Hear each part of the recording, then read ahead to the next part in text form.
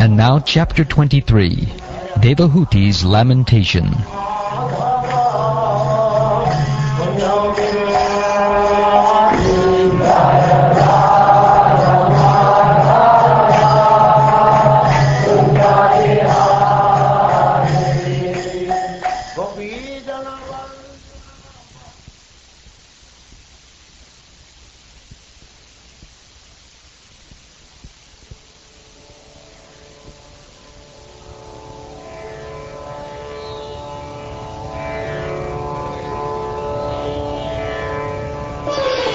Maitreya continued.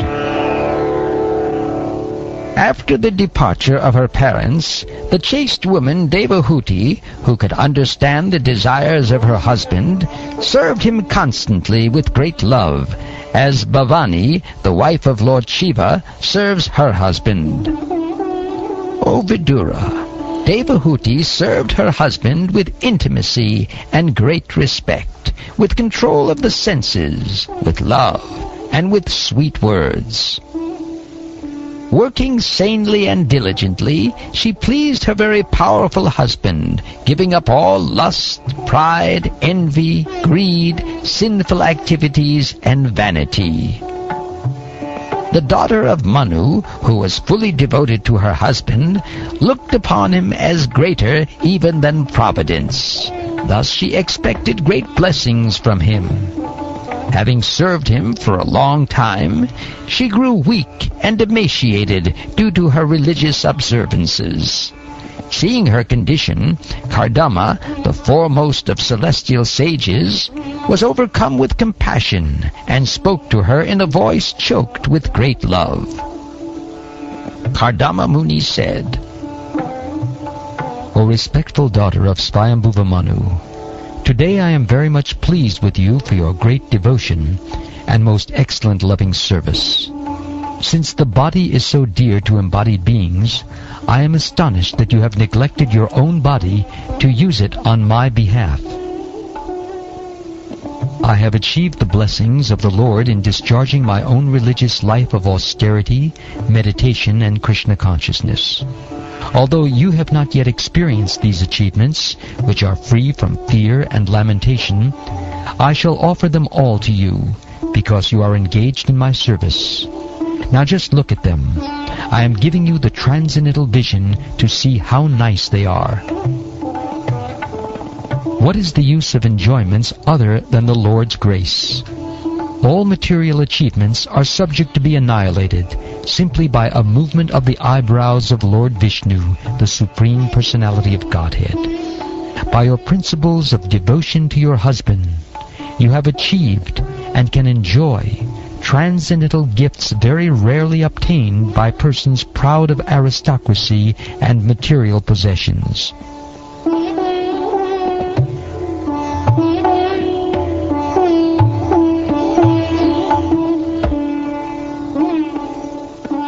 Upon hearing the speaking of her husband, who excelled in knowledge of all kinds of transcendental science, innocent Devahuti was very satisfied. Her smiling face shining with a slightly bashful glance, she spoke in a choked voice because of great humility and love. Sri Devahuti said, My dear husband, O best of Brahmins, I know that you have achieved perfection and are the master of all the infallible mystic powers, because you are under the protection of Yogamaya, the transcendental nature. But you once made a promise that our bodily union should now fulfill, since children are a great quality for a chaste woman who has a glorious husband. My dear Lord, I am struck by excited emotion for you. Therefore, kindly make what arrangements must be made according to the scriptures, so that my skinny body, emaciated through unsatisfied passion, may be rendered fit for you. Also, my Lord, please think of a suitable house for this purpose.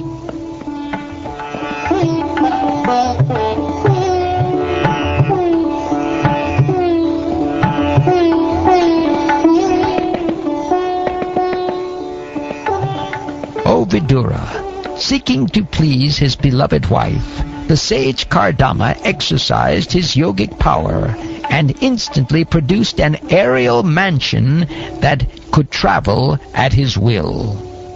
It was a wonderful structure, bedecked with all sorts of jewels, adorned with pillars of precious stones, and capable of yielding whatever one desired. It was equipped with every form of furniture and wealth, which tended to increase in the course of time. The castle was fully equipped with all necessary paraphernalia, and it was pleasing in all seasons. It was decorated all around with flags, festoons, and artistic work of variegated colors. It was further embellished with wreaths of charming flowers that attracted sweetly humming bees, and with tapestries of linen, silk, and various other fabrics. The palace looked charming, with beds, couches, fans, and seats, all separately arranged in 7 stories. Its beauty was enhanced by artistic engravings here and there on the walls. The floor was of emerald, with coral dyases. The palace was very beautiful, with its coral thresholds at the entrances, and its doors bedecked with diamonds. Gold pinnacles crowned its domes of sapphire.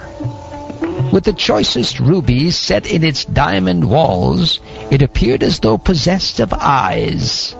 It was furnished with wonderful canopies and greatly valuable gates of gold.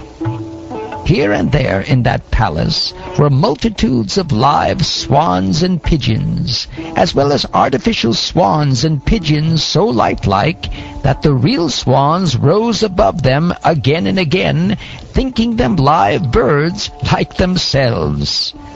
Thus the palace vibrated with the sounds of these birds. The castle had pleasure grounds, resting chambers, bedrooms, and inner and outer yards, designed with an eye to comfort. All this caused astonishment to the sage himself.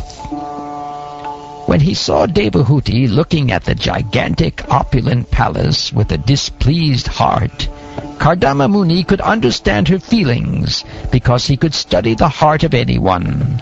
Thus he personally addressed his wife as follows. My dear Devahuti, you look very much afraid. First bathe in Lake Bindu Sarovara, created by Lord Vishnu himself, which can grant all the desires of a human being, and then mount this airplane.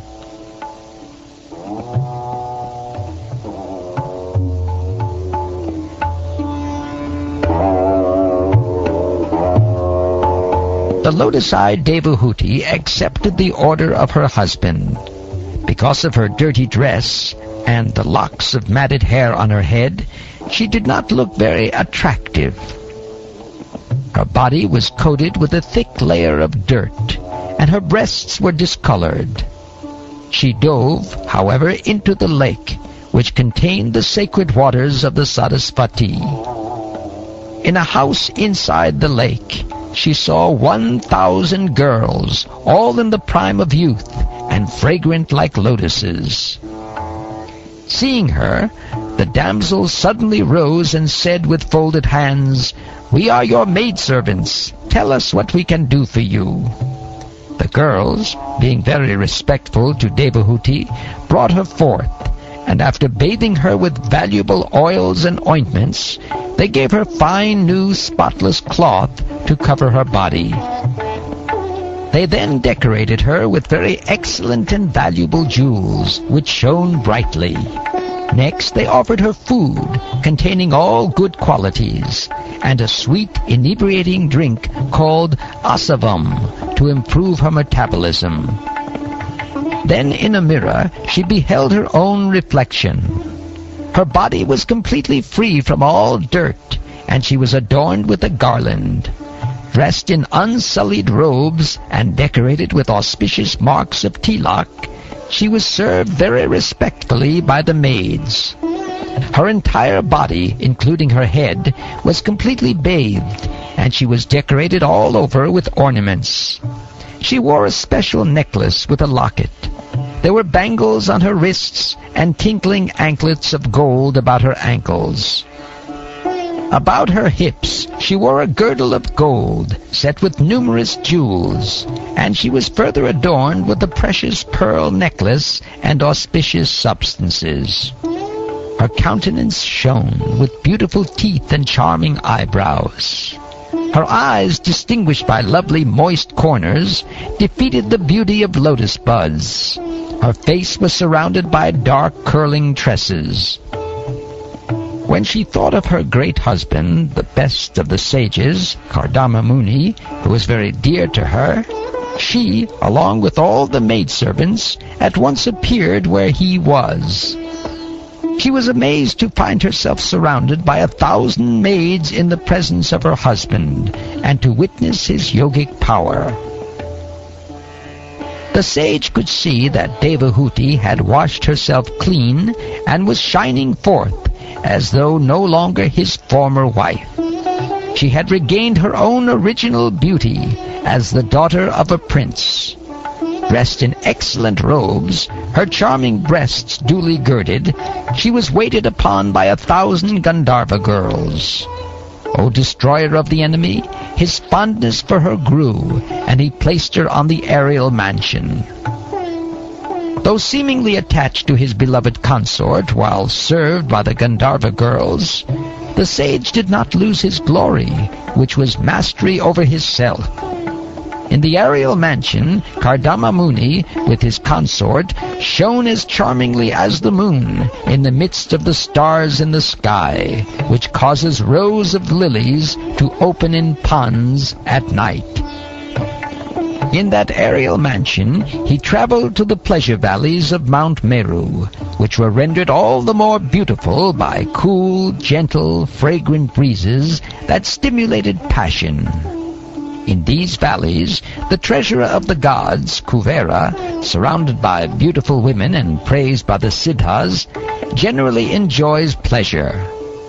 Kardama Muni also, surrounded by the beautiful damsels and his wife, went there and enjoyed for many, many years. Satisfied by his wife, he enjoyed in that aerial mansion not only on Mount Meru, but in different gardens known as Vaishrambaka, Surasana, Nandana, Pushpabhadraka, Chaitra-ratya, and by the Manasa Sarovara lake.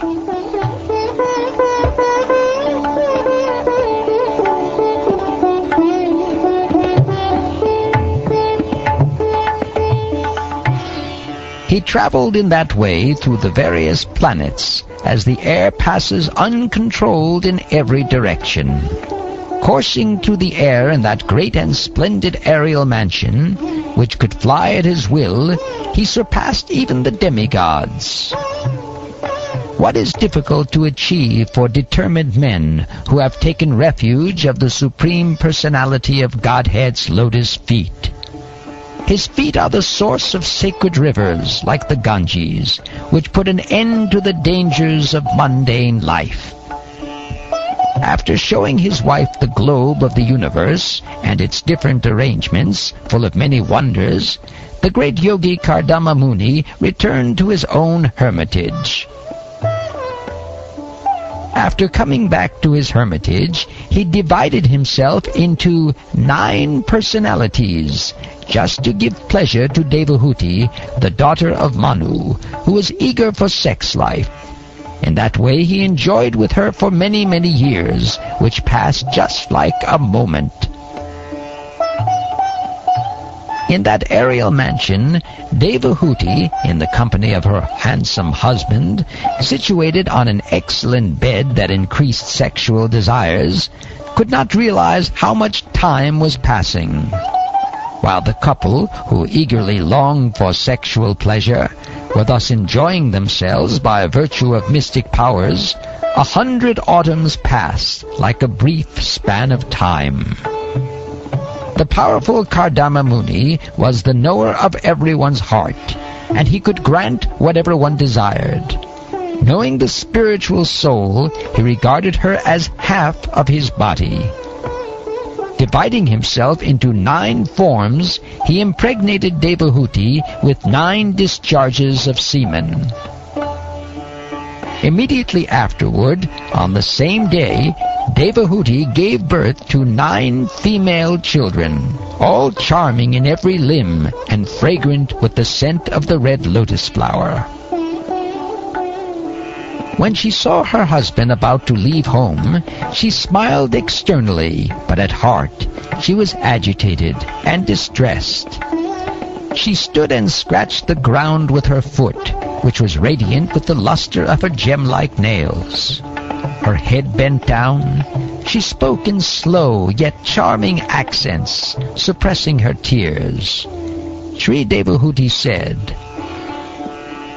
"My lord, you have fulfilled all the promises you gave me, yet, because I am your surrendered soul, you should give me fearlessness too. My dear Brahmin, as far as your daughters are concerned, they will find their own suitable husbands and go away to their respective homes. But who will give me solace after your departure as a sannyasi? Until now, we have simply wasted so much of our time in sense gratification, neglecting to cultivate knowledge of the Supreme Lord. Not knowing your transcendental situation, I have loved you while remaining attached to the objects of the senses. Nonetheless, let the affinity I have developed for you rid me of all fear. Association for sense gratification is certainly the path of bondage. But the same type of association performed with a saintly person leads to the path of liberation, even if performed without knowledge. Anyone whose work is not meant to elevate him to religious life, anyone whose religious ritualistic performances do not raise him to renunciation, and anyone situated in renunciation that does not lead him to devotional service to the Supreme Personality of Godhead, must be considered dead, although he is breathing. My lord, surely I have been solidly cheated by the insurmountable illusory energy of the Supreme Personality of Godhead. For in spite of having obtained your association, which gives liberation from material bondage, I did not seek such liberation.